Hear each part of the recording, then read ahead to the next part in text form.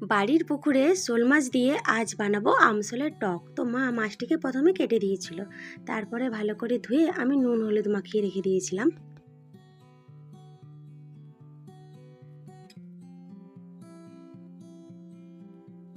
সর্ষের তেলে মাছগুলিকে ভালো করে ভেজে সেই তেলেতেই সর্ষে আর শুকনো লঙ্কার ফোড়ন দিয়ে কেটে রাখা কাঁচা আমগুলিকে নুন আর হলুদ দিয়ে ভালো করে ভেজে নেব।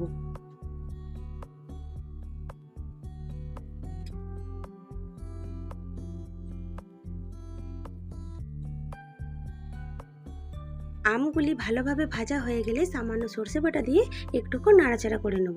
তারপরে জল দিয়ে সামান্য হলুদ দিয়ে ফুটিয়ে নেব। এরপর একে একে ভেজে রাখা মাছগুলি দিয়ে দেবো আর দেবো স্বাদ মতো নুন।